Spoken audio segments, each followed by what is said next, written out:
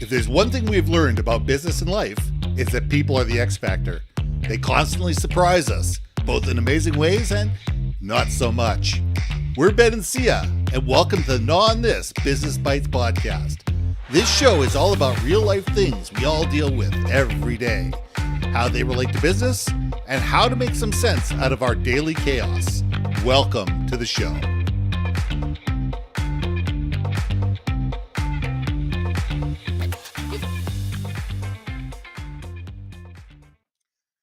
And welcome back to another episode of Gnaw on This Business Bites. I'm Ben and this is Syya. And here's a question for you. What do you aspire to do and what's holding you back? Now, if given my druthers, if I had a blank slate and I could start all over again, I'd spend my life blowing stuff up. I truly would. I would be the guy that would be in Vegas imploding buildings. I would love to fly around the world and just be the guy that puts the dynamite in the right place to watch these buildings just implode amongst themselves. To me, that would be a cool life. But you know what? I came across this too late in my life. I understand the amount of training and the amount of effort and how much school in terms of chemistry and everything that goes along with it would need to be, absorbed before I could, it's the same thing if you wanted to do fireworks displays, which I think would be another really cool thing. Be the guy that works at Disneyland and actually designs and blows up the what do you call it? The fireworks displays every day. I think that would be a cool life too. But each one of us, everybody in this audience has something in the back of their mind that sits there and goes, okay, if I could start all over again, if I knew what I knew now, if I could go back and tell my 20-year-old self or 15-year-old self or whatever, this is going to be a cool life. Go do what you need to do it. What would that be? I want to see this in the notes. And what held you back? Because, see, let's gnaw on this. Man alive. I think it's a fast and easy, obvious answer is fear. Fear of failure, Fear is a good one. fear of rejection, fear of realizing you don't have the skill for something, Mm-hmm. right? Fear of quitting. Yeah. You know what I mean? Fear of judgment, fear itself. Fear of fear. Um, Okay. uh, yeah, I think see, these types of questions always like really mess my brain up a little bit, Ben, because I'm the personality type that will jump off a cliff and build my parachute on the way down because I don't have fear in that context. Yeah. But I do think everyone has fear of something. And Right. you're making me really chew and gnaw on this because I think I fear, for me, conflict. Right. Like I hate conflict. And though I'm very assertive personality and I've been told aggressive personality in my work life, I have to be assertive. And, I have been called many a words over time, right? But that's Mm-hmm. because you have to get things done in business and not everyone can be besties, all the time. And I understand that. Um, but man alive, that conflict, it's so destructive and it's so Mm-hmm. not serving. It has its roots on communication Mm-hmm. and being open to the communication and Mm-hmm. man alive. Like, I think again, it's like, it's never just one thing, Ben. That's why it's also messing me up because Sure. they all touch each other. They're very, like, I'm fiddling Absolutely. with this. It just like spirals that just keep touching each other and like a chain, right? Just boop, boop, boop, boop, boop, boop, boop, boop. So, yeah, you really making me think. Hey, guys hey, good morning for those that are here and those are on team replay. Like, I would love to hear what your first thoughts are on this. Like, so for me, it was fear. Ben, what Yeah. about you? What's your first that pops up? Well, I mean, for me, it was the not knowing that something actually exists, like not even realizing it's an opportunity. It's the it's the unknown. Like when I was 20 years old, I didn't even know that was a job. When I was at that stage of my life where I could have, turned left instead of turned right and actually moved with it, Yeah. I didn't even know that was an opportunity. Yeah. I was told you're going to university and you're studying, X, Y, or Z. That's it. Hmm. Those were the choices that were given to me. And I dutifully went and I went to university and I did my degree. And that degree, led me down certain paths. And but once you go down a certain path, you blind yourself either purposely or, just because you see certain things and you don't see others. And you lose those opportunities because you don't even realize they exist. It's like I look at it like the social media posts where 98% of the social media posts on LinkedIn I never see. Maybe 99. And there's probably some really interesting discussions out there. There's probably some really insightful things and, new concepts and new ideas and all sorts of things. But because the way the algorithm works, I see my buddies. I see going back a couple weeks, I see my tribe. And it becomes this loop and it becomes this Echo group think and chambery. it becomes echo chamber. Mm. And, and that's a challenge. So I find that that is a real challenge. I mean, I love challenges in communication. I love conflict. I love helping organizations through conflict. Nothing makes me. I love when, excuse me, when the poop hits the fan, and sit there and say, okay, how are we going to work our way through this? How are we going to fix this? How are we going to, build the brand or rebuild the brand and rebuild the communication and align people and refigure out goals, et cetera, et cetera, et cetera. And I love all that, and I love the protracted time that it takes in order to do that effectively. I think all that is really cool, but most people hate it. Most people look at this and go, "Oh my God, that's a ton of work," and I don't even want to look at this. Me, I look at it and sit there and say, "Yeah, it's a ton of work, but look what we could do on the What the other results could side." be. Yeah. Yeah, Yeah, and no, but what you just said, Ben, I sorry to cut you off. It just sounds no, like to me, it's like the common theme is, though I personally hate conflict, I do love the other challenges of things, but yes, it's it's like solving puzzles.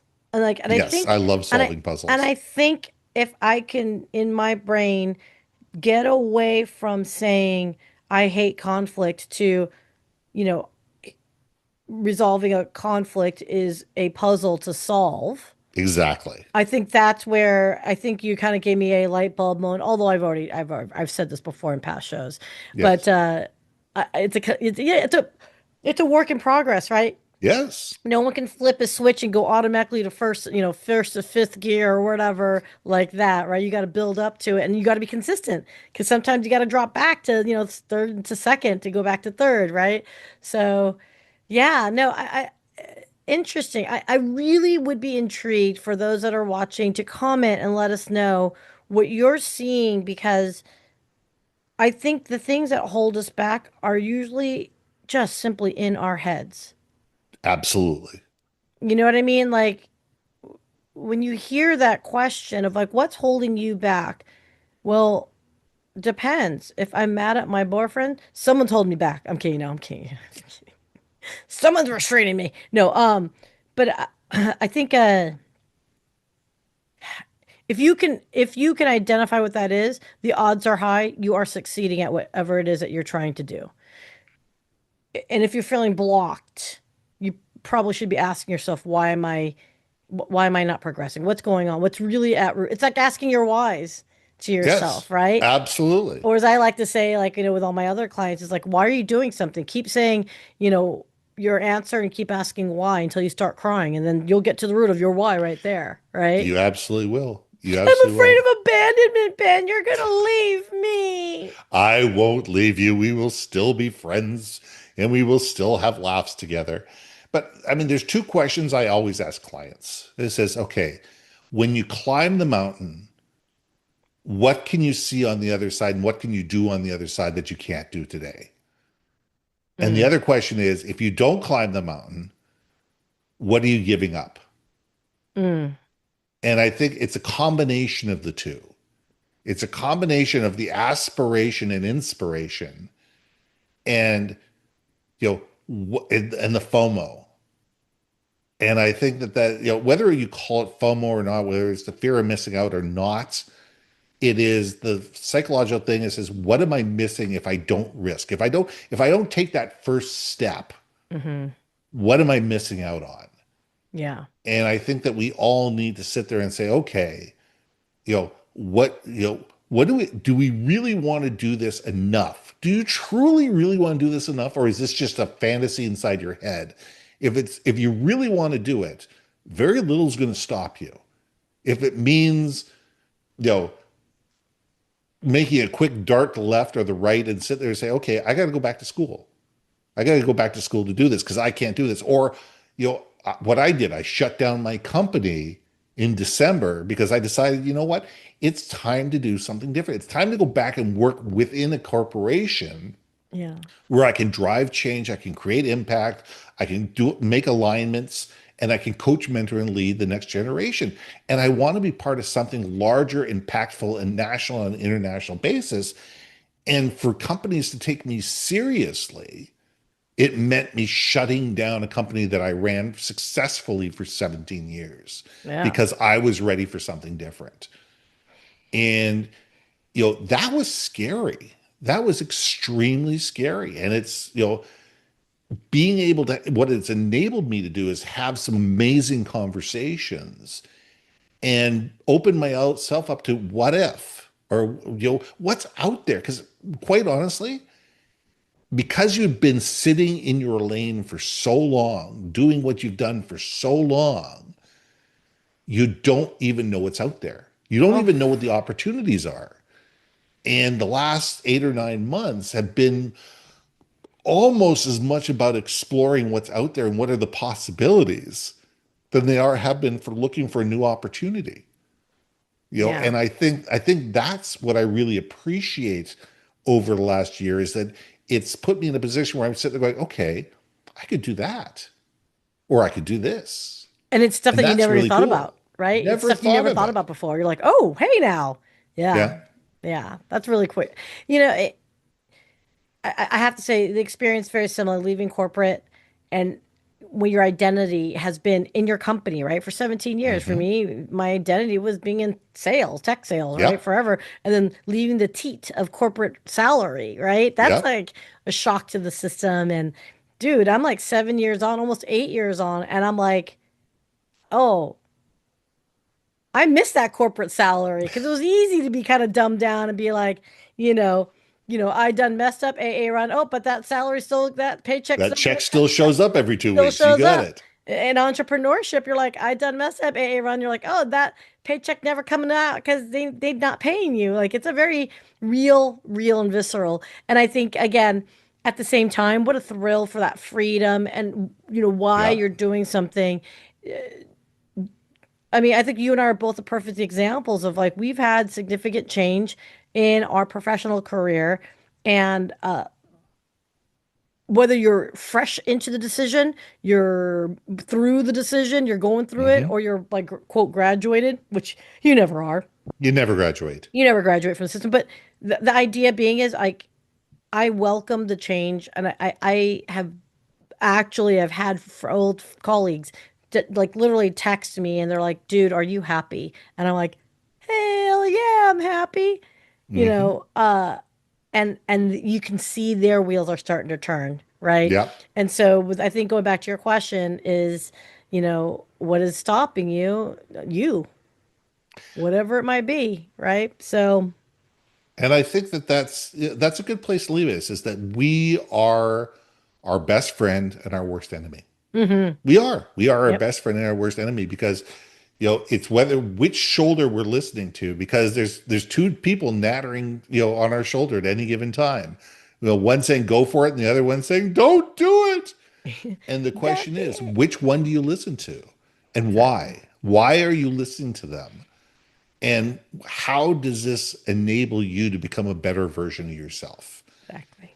And I think that that's what we need to look at. So let's leave it there. I'm Ben, And I'm Sia. and we'll see you soon. Hey, hey, hey. Thanks for listening to another episode of Not On This Business Bites. If you liked what you heard, we most humbly ask that you like, share, and hit that subscribe button. If you want to communicate more effectively within your organization, contact Ben at IamBenBaker.com or me at BrilliantBeanMedia.com. We can help you build your community, brand awareness, and personality through digital content and podcasting. We cannot wait to hear from you. See you next week for another episode of Not On This Business Bites.